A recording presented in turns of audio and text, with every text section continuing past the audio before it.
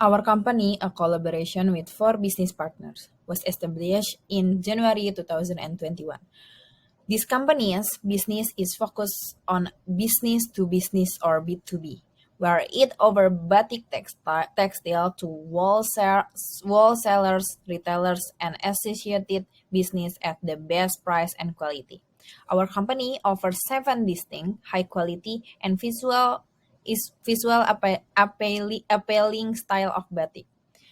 Our batik may be utilized for a variety of purposes, including bridal gowns, batik shirt, shawls, matters, seats, women's accessories, and more. Batik design and textile are examples of fabric that never look outdated. It is always lovely to wear or make as a house decoration, such as a pillow cover. Types of batik. First thing is batik tujuh rupa. The seven-way batik motif from Pekalongan is very thick with natural nuances. In general, Pekalongan batik displays motifs depicting animals or plants. Next, batik slogan. Batik slogan is a type of classic nuance batik. It is called slogan batik because in the beginning, the coloring process of the batik used natural dyes taken from the sogan tree wood. Classical slogan batik is a type of batik that is identical to the Javanese places, areas names is Yogyakarta and Solo. Third, batik gentongan. The batik gentongan is from Madura. Madura written batik has a strong characteristic freely without using patterns with bold colors, red, yellow, light green. There are at least 1,000 Maduras batik motif, one of which is very popular is the gentongan motif. Next is batik Megamendung. Megamendung is one of the typical batik motif of Cirebon, West Java, which is popular among tourists thanks to its unique shape and color combination. In the hands of batik artisans, a variety of creative, soft color from the Megamendung motif were born. Next is batik keraton. Batik keraton motif originate from Javanese culture, which is thick with the palace and sultani system. This palace batik symbolizes wisdom, and also the charisma of the Japanese king. Lastly is batik simbut. Batik simbut motif is the shape of a leaf that resembles a taro leaf. This motif is the simplest motif, only arranging the tie-dyeing up one type of motif. The simbut motif originates from the inland Bedouin tribe in Sunda, which is thick with old civilization. Good day to my fellow students and my lecturer. My name is Hersi Abdiftah Hagar. My matric number is 268879. Today, what I'm going to discuss is about the industry descriptive and the outlook of our proposal, which is the product of the batik. Malaysia's batik industry is one of the country's oldest in the industry or in the business.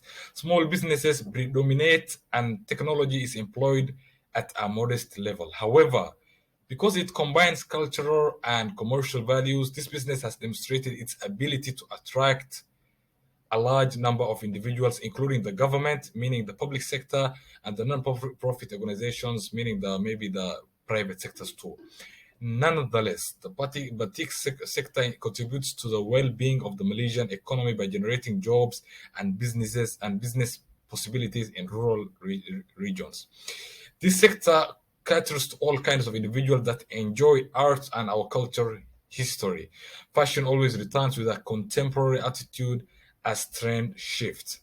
As batik becomes more popular all over the world, the Malaysian batik business is never without obstacles. They have some kind of obstacles and problems that they are faced as in all business in the whole world, every business must be faced with problems.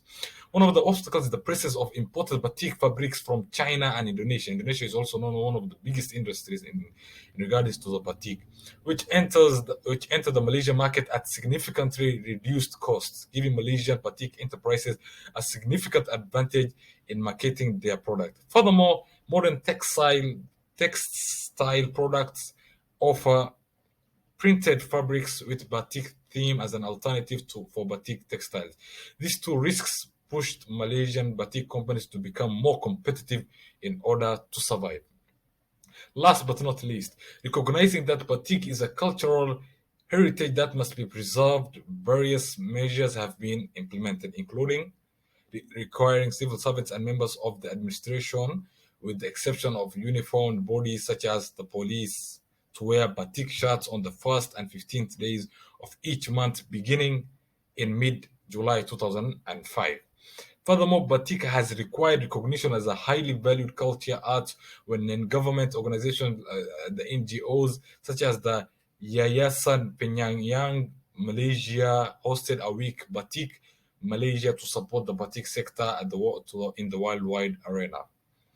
The Prime Minister at that time further stated that the government will continue to work with government agencies to move the batik sector forward in our country.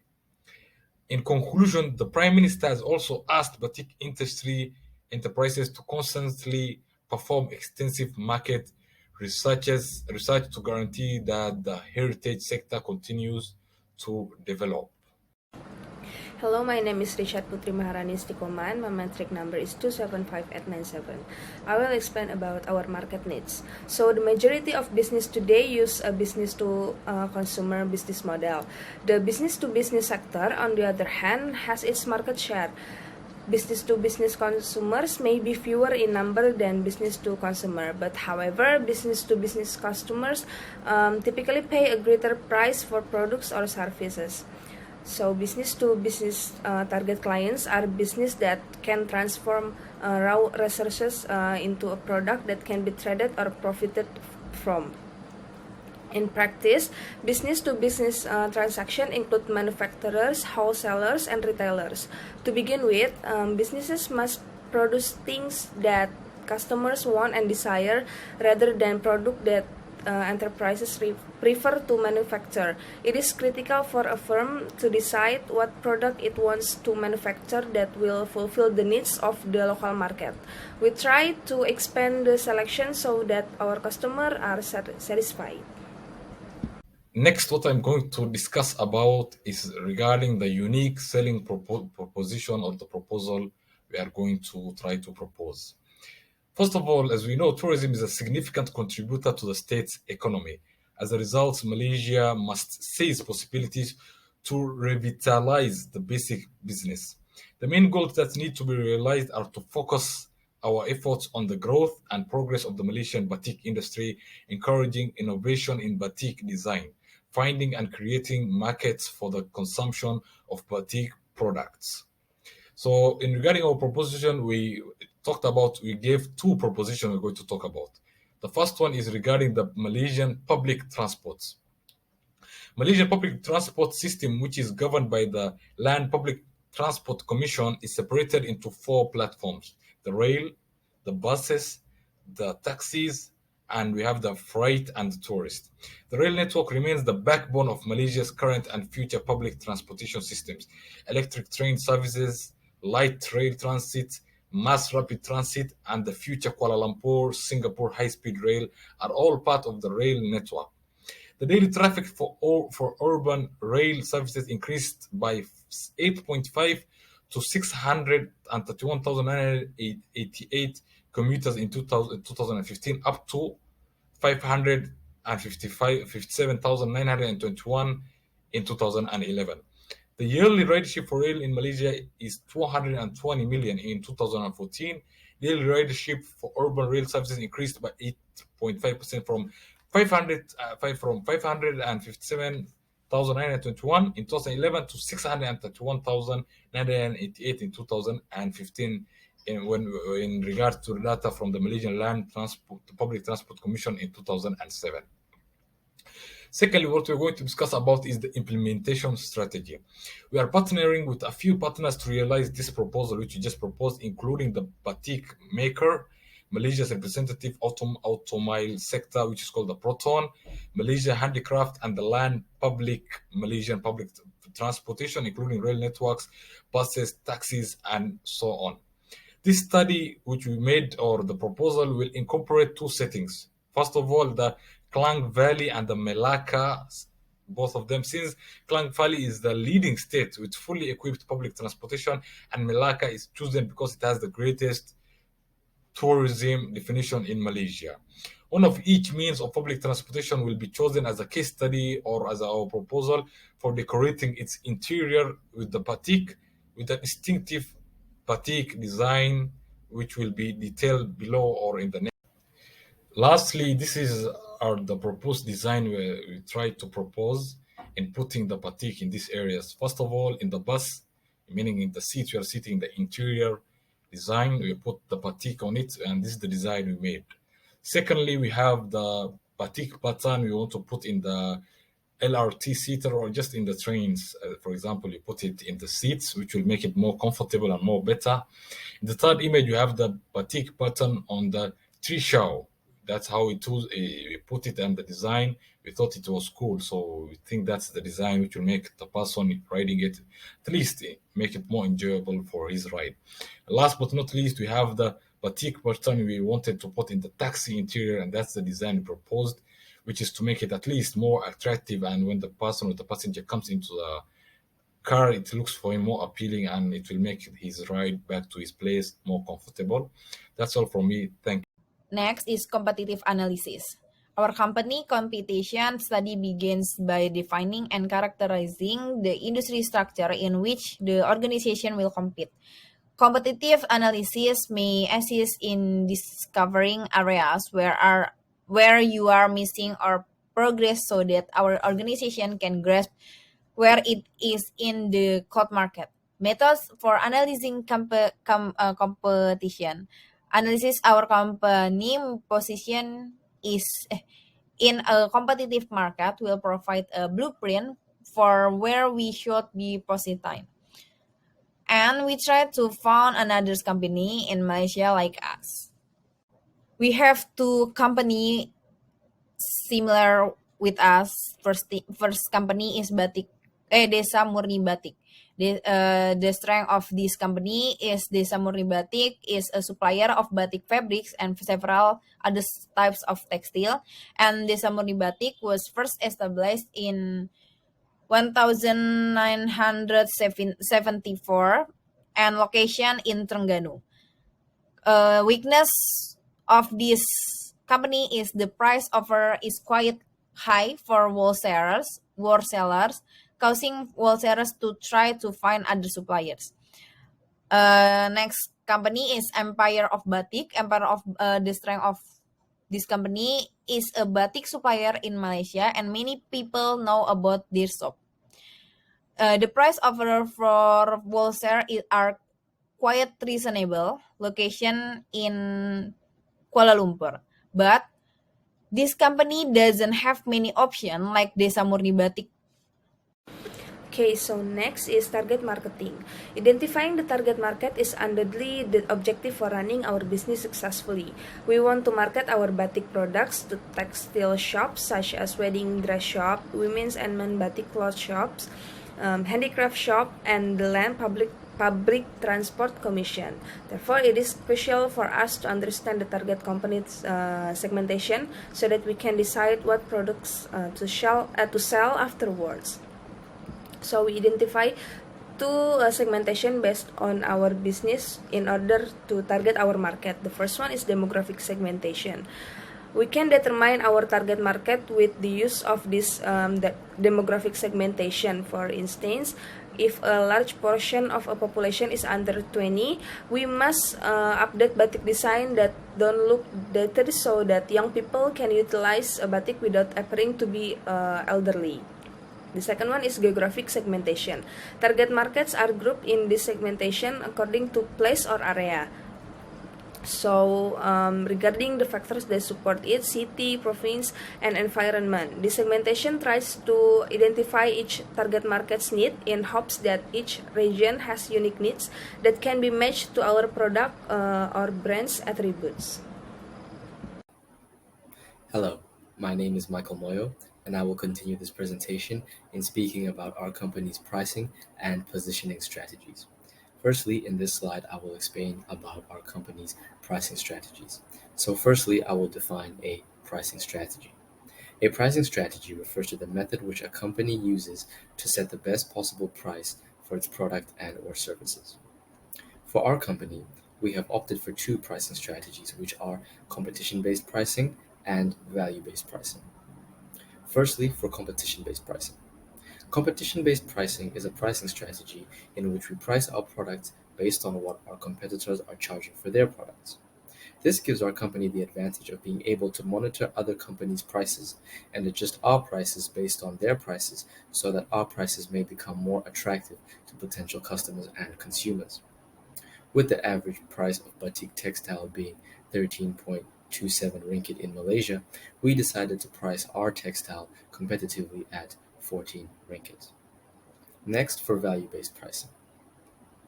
Value-based pricing is where we price our products on the perceived value of our product in the mind of the consumers. This helps us because our customers will be happy to purchase products from us if they feel like they're getting value for their money. This means if they feel they are paying the appropriate price for the appropriate value of the product which they are purchasing. Next, I will speak about the positioning strategies. So firstly, I will start off by defining what a positioning strategy is. A positioning strategy is how a company will strategize in order to position its product where it desires in the chosen market. For our company, the two types of positioning we have chosen, although there are numerous, are quality-based positioning and competition-based positioning. Firstly, I will explain about quality-based positioning. Quality-based positioning is a strategic approach in which a company positions itself as a provider of high-quality products or services in the market. An example for this would be the Apple company in the technology market or technology industry. This is done by consistently delivering products or services that meet or sometimes exceed the customer expectations and requirements in terms of reliability, performance, and quality. For our company, this means supplying high quality, reliable, and batik textile that will last for a long time and not fade away easily in the washing machine, for example. Doing this and providing high quality product will help our company position itself as the status of providing high quality garments in the market, and it will establish us as the quote unquote go-to for customers when they are seeking high quality batik textile materials. Next, about competition-based pricing. Positioning, pardon me. Competition-based positioning is where we compare our firm's products with those of our direct competitors. This allows us to differentiate our products from those of our competitors, coming up with new designs and innovations to stay ahead of our competitors and gain a competitive edge in the market. I'm Amalia Rensi with number matric 2744838. Next, promotion strategy. Promotion strategy involve informing, persuading, and reminding B2B clients to change their opinion. It is a strategy used by companies to promote and sell their product. There is a digital promotion strategy used by our company. First, Facebook. Facebook is very popular because the majority of people have the Facebook account. Facebook provide an opportunity for the company to attract clients. As a result, business must create Facebook page to provide consumer with more focused and relevant information. Next, website. Business information website and company profile are two of the most frequently used type of website. As a result, it streamlines our business order and payment administration system. And last but not least, Instagram. Instagram is a great tool for building virtual connection with customer. Today, the majority of clients prefer to get information using this platform because it's a convenience, speed, and effectiveness. Okay, next, online marketing strategy. Since our company is involved in B2B e-commerce, online marketing strategy is very important to attract potential customers.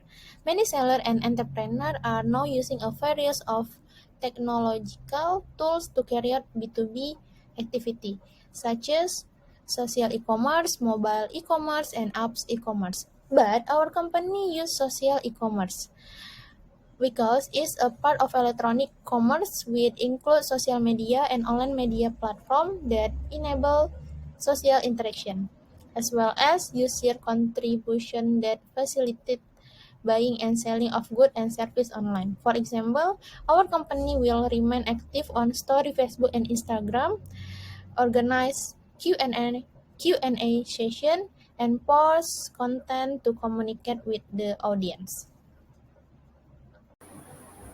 Finally, before concluding this presentation, I will speak about potential problems and challenges which our company might face.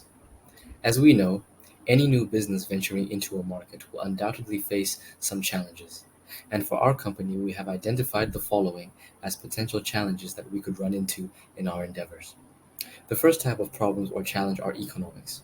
This is where large firms with economies of scale, economic policies, or other economic related factors such as currency and inflation could affect our company's operations.